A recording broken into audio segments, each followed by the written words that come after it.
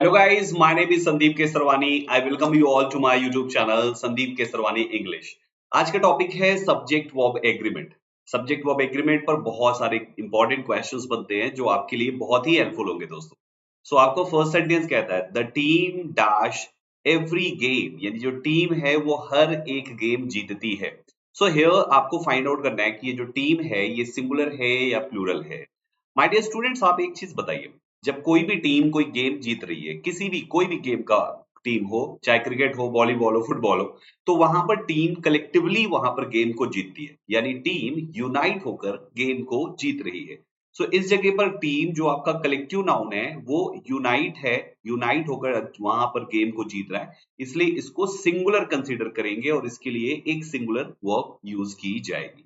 Wins एक singular verb है। Main verb में जब एस और ईएस लगता है तो हम उसे सिंगुलर वर्ब कहते हैं बच्चों, एंड जब मेन वर्ब की फर्स्ट फॉर्म होती है तो हम उसे प्लूरल कहते हैं। अभी हमें सिंगुलर वर्ब चाहिए बिकॉज हमारा कलेक्टिव नाउन यहाँ पे सिंगुलर है, विंस करेक्ट हो जाएगा। सेकेंड सेंटेंस हमने सेम कलेक्टिव नाउन पे बनाया, the team dash arguing among themselves. अब अगर यहाँ पर टीम आपस में ही बहस कर रही है तो जाहिर सी बात है टीम के जो मेंबर्स हैं वो सब अलग अलग अपना अपना पक्ष रख रहे हैं यहाँ पे। सभी लोग यहाँ पे डिवाइड हो चुके हैं और जब डिवाइड हो गए तो वो प्लूरल माने जाते हैं और प्लूरल के केस में you have to use plural verb. Correct answer यहाँ पे आर हो जाएगा। ये इस यहाँ सिंगुलर है, एम टीम के साथ आएगा नहीं, और हैव लगाने पर मेन वर्ब की थर्ड फॉर्म होती है, यहाँ पे केवल आईएनजी फॉर्म है, have is also wrong. Third sentence is few dash aware of the challenges. Few few few आपको पता है कि फ्यू के तीन फॉर्म्स होते हैं, एक है फ्यू, दूसरा है आ फ्यू, एंड तीसरा होता है द फ्यू। ये तीनों ही प्लूरल होते हैं। आपको यहाँ पे प्लूरल वर्ब चाहिए दोस्तों। आपका इज सिंगुलर है सिंगुलर है, वॉज इज ऑल्सो सिंगुलर, एक ही वर्ब प्लूरल है दैट इज आर, तो आपका आंसर भी आर हो जाएगा। नेक्स्ट नेक्स्ट सेंटेंस है the dog comma along with its owners playing at the park। अब आप देखिए यहाँ पर डॉग एक नाउन ये है एंड सेकंड नाउन है इट्स ओनर्स, इसका मालिक, इसके जो मालिक हैं। इन दोनों नाउन्स को along with से कनेक्ट किया गया है। तो रूल क्या कहता है कि जब कभी भी along with हो या together with हो, इन तीनों के केस में आपको टू नाउन्स कनेक्ट होने पे जो नाउन इनके पहले राइट किया जाता है उसको सब्जेक्ट कंसीडर करते हैं। अब पहले यहाँ पे तो द डॉग लिखा हुआ है विच इज सिंगुलर, आपको एक सिंगुलर वर्ब लगानी चाहिए। द डॉग के साथ आर नहीं आएगा, एम नहीं आएगा, केवल इज आएगा, हैव भी नहीं आएगा, हैव प्लूरल है, आर प्लूरल है, और एम केवल आई के साथ आता है। तो correct answer will B is. Next question, the chronicles of Narnia dash a popular series. यह एक सीरीज का नाम है। Most of the time students क्या देखते हैं कि कोई भी नाउन है लास्ट में एस लगा हुआ है तो प्लूरल है, नहीं, ये प्लूरल नहीं है। जैसे आपने कहा अरेबियन नाइट्स, वो एक नाम है दोस्तों, है ना। ठीक उसी प्रकार से the chronicles of Narnia, this is also name, this is also a name, और नेम को सिंगुलर माना जाता है। ये आपका सिंगुलर हुआ, सारे प्लूरल कैंसिल हो जाएंगे, are cancel, were cancel, will without be नहीं यूज कर सकते, वेल विदाउट मेन ऑफ की फर्स्ट फॉर्म यूज नहीं हो सकता है। यहाँ पे ये भी कैंसिल होगा and answer will be option A हो जाएगा। Let's have next question, guys. Here we have the cat dash quickly. The cat dash quickly. The cat, the cat, the cat. Here the cat is a singular noun. This is a singular noun, so of course it will take a singular verb. Subject के साथ first form, आपकी जो first form होती है वो plural होती है, तो ये नहीं हो सकता। एस फॉर्म जो होती है वो सिंगुलर होती है, यही आपका आंसर है। Running without helping of is am are के बिना नहीं लगा सकते, तो ये भी रॉन्ग है। और are running for a singular subject are नहीं हो सकता। Correct answer will be option number B. Next question is the cats. आप देखें सेम सेंटेंस में कैट्स को प्लूरल किया गया है। अब जब यहां प्लूरल है तो आपको प्लूरल वर्ब यूज करनी चाहिए। सेम पैटर्न भी ये है। जहां सेवेंथ वाले क्वेश्चन में जहां पे सेवेंथ वाले में आपका रन होगा, वहीं सिक्स वाले में आपका रन्स था, राइट। सिक्स में कैट है और सेवेंथ में कैट्स है। प्लूरल हुआ तो प्लूरल वर्ब हो जाएगी, एंड सिंगुलर सब्जेक्ट है तो सिंगुलर वर्ब रहेगी दोस्तों। Next sentence is Neha and Pooja dash friends. यहाँ पर जो दोस्त हैं उसमें 2 मेंबर्स हैं, तो 2 मेंबर्स यानी कि प्लूरल हो गया। प्लूरल होने पर प्लूरल वर्ब लगाएंगे। इस सिंगुलर वर्ब है आई एम होता है, आर यहाँ पे करेक्ट होगा, has is also singular, so सही answer is option number C. Next sentence is neither the teacher nor the students dash the answer. My dear students, आपको वो rule याद है जब neither nor से, either or से या not only but also से, आप नोट कर लीजिए 3 phrases है, neither nor, either or, not only but also। इनसे अगर आप 2 सब्जेक्ट्स कनेक्ट करते हैं तो जो सेकंड नंबर वाले के बाद सब्जेक्ट लिखा होगा उसको ही हम मानेंगे एक्चुअल सब्जेक्ट और उसके अकॉर्डिंग वर्ब लगाएंगे। जैसे यहाँ पे देखो नीदर फर्स्ट पार्ट हो गया और सेकंड पार्ट है आपका नॉर। सो सेकंड के बाद जो आएगा, सेकंड के बाद है द स्टूडेंट्स आपका सब्जेक्ट। अब now this the students is plural, so आपको प्लूरल वर्ब यहाँ पे चाहिए। नोज आपकी सिंगुलर होती है, नोइंग विदाउट हेल्पिंग वर्ब नहीं लगा सकते, इज अगेन यहाँ पे सिंगुलर है। We have only one plural verb that is no, so answer आपका नो हो जाएगा। करेक्ट? एक बार फिर से नोट कर लीजिए, नीदर नॉर, ईदर और and not only but also. इसमें जो आपका और, नॉर एंड बट ऑल्सो है उसके बाद जो आप राइट करेंगे you have to use your verb according to that noun और प्रोनाउन। Got it?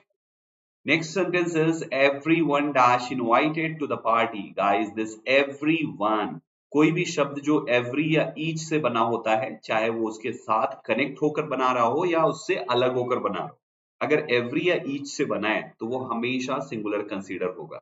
everyone है ना, everybody, everything, everyone, ऐसे करके कुछ भी हो गया, सो आपको लगाना है वहां पे, right? So everyone is singular, all the plurals will be eliminated, are cancel हुआ, were cancel हुआ, has को थर्ड फॉर्म चाहिए, लेकिन तब जब हमारा स्टेटमेंट, जैसे यहाँ पे हम has और is दोनों लगा सकते हैं, तो everyone is invited, हर कोई बुलाया गया टू द पार्टी, या everyone has invited।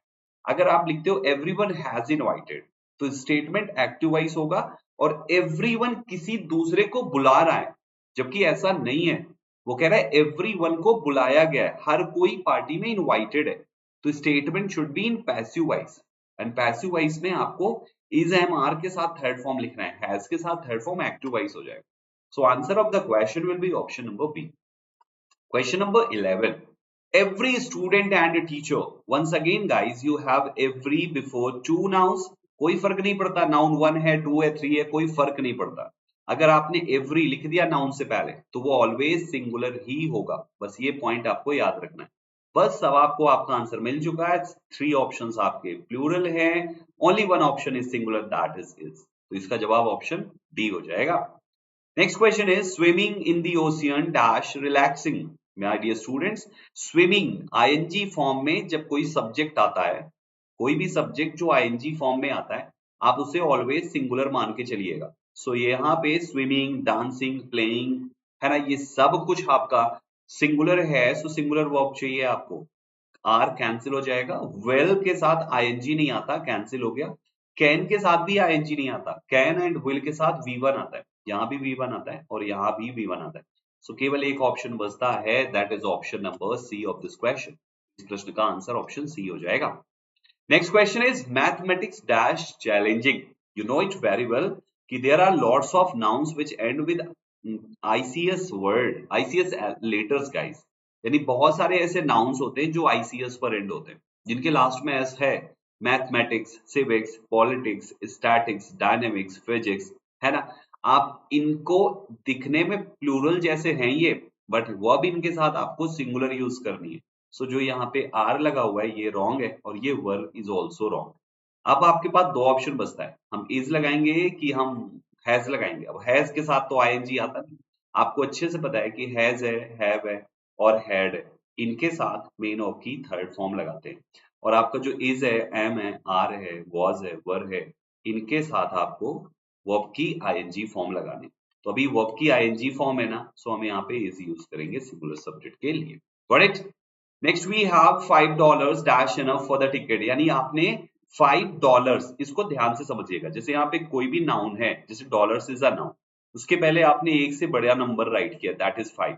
नीचे वाले में भी ऐसे ही किया आपने, स्टूडेंट्स एक नाउन है, उससे पहले आपने एक से बड़ा नंबर राइट किया दैट इज 10। सो गाइज जब कभी भी नाउन से पहले लिखे हुए नंबर से आप किसी वन थिंग को रिप्रेजेंट कर रहे हैं। जैसे $5 है जरूर, लेकिन आपने उसके लिए एनफ बताया कि वो टिकट के लिए काफी है। कोई भी अमाउंट हो, मनी हो, वेट हो या डिस्टेंस हो, चार चीजें नोट कर लीजिए, amount, money, weight and distance. इनका इस्तेमाल जब आप एक चीज के लिए करते हैं, सिंगुलर वे में करते हैं, कंबाइन करके करते हैं, यूनाइट करके करते हैं, तो हम इसे सिंगुलर मानते हैं। सो गाइज यहाँ पे $5 को सिंगुलर मानते हुए हम इसके लिए सिंगुलर वर्ब यूज करेंगे। आर प्लूरल है, वर प्लूरल है, हैव्स आल्सो प्लूरल, केवल एक ऑप्शन है दैट इज। वहीं पर नीचे 10 स्टूडेंट्स पार्टिसिपेट कर रहे हैं, तो सभी अपना अपना खेल रहे हैं वहां पे। ये 10 स्टूडेंट्स ना अमाउंट है, ना वेट है, ना डिस्टेंस है, राइट। तो इसलिए 10 स्टूडेंट्स को प्लूरल माना जाएगा और इसके लिए वर्ब प्लूरल वाली चूज करेंगे हम। तो यहाँ पे ये कैंसिल होता है, इस कैंसिल होता है। अब आपके पास आईएनजी फॉर्म हैव के साथ है कि नहीं? वेल हैव के साथ भी नहीं आएगा, तो केवल एक ऑप्शन बचता है that is are. So guys यहाँ तक हमारे 15 क्वेश्चन समझ में आ रहे हैं सब। आगे बढ़ते हैं, कुछ और भी क्वेश्चंस हैं। लिखा हुआ है there dash a problem with the solution, this is also very important guys. आपके पास 16 नंबर एंड 17 नंबर, ये दो ऐसे क्वेश्चंस हैं जिनके बाद लगने वाली वर्ब्स अलग अलग होने वाली है। क्यों गाइस? देयर पूरे इंग्लिश ग्रामर का ऐसा वर्ड है जिसके बाद की वर्ब देयर के अकॉर्डिंग कभी नहीं आती, बल्कि उस वर्ब के बाद वाले नाउन के अकॉर्डिंग उसको लगाना होता है। जैसे यहाँ पे वर्ब लगानी है, तो वर्ब के बाद का नाउन कौन सा है? यहाँ पर वर्ब लगानी है, तो इसके बाद का नाउन कौन सा है? अगर बाद का नाउन आपका सिंगुलर है, तो आपको देयर के बाद सिंगुलर वर्ब लगानी है। सो आर कैंसिल होता है, वर कैंसिल होता है और हैव कैंसिल होता है। करेक्ट आंसर कौन सा हुआ? Is, right. और अगर आपकी वर्ब, अगर आपके इनके बाद का नाउन प्लूरल है, तो आपको वर्ब भी प्लूरल लगानी है। तो अभी यहाँ पे कौन सा होना चाहिए? यहाँ पे कौन सा होना चाहिए? प्लूरल वाली वर्ब होनी चाहिए, right. So there are many solutions to the problem, right everyone. हाँ, अगर ये स्टेटमेंट हमारा पास्ट में जाता है तो हमारा वर्ब भी हो सकता है। तो इस पर्टिकुलर सेंटेंस के लिए दो ऑप्शंस होने के चांसेस है, वर भी होने के चांसेस हैं और आर भी होने के पूरे पूरे चांसेस हैं, ठीक है। But we can not go with have because there have many solutions नहीं होगा, क्योंकि देयर के बाद हेल्पिंग ऑफ राइट करनी है, और हैव जो है, देयर जो हैव है वो वर्ब टू हैव में मेन ऑफ कंसीडर होगा। और ये हेल्पिंग वर्ब तब होती जब एक और मेन वर्ब कोई लगी होती थर्ड फॉर्म की, जो यहाँ पे है नहीं, तो हमारा हैव नहीं हो सकता। तो आपका सिंगुलर वाले ऑप्शंस काट दो, प्लूरल वाले ये दोनों सही हो जाएंगे, क्योंकि problems, there were many solutions to the problem भी हो सकता है और there are many solutions to the problem भी हो सकता है। सो क्वेश्चन नंबर 17 में दो आंसर है, option A and option C. Next पे आते हैं, she is one of the students who dash hard. Guys guys this is very special. अभी देखो यहाँ पे आपका जो ब्लैंक है, वो ब्लैंक किसके बाद है? हु के बाद है ना, एंड हु एक रिलेटिव प्रोनाउन है। सो कॉन्सेप्ट कहता है कि रिलेटिव प्रोनाउन के बाद की वर्ब उसके एंटीसीडेंट के अकॉर्डिंग लगानी है।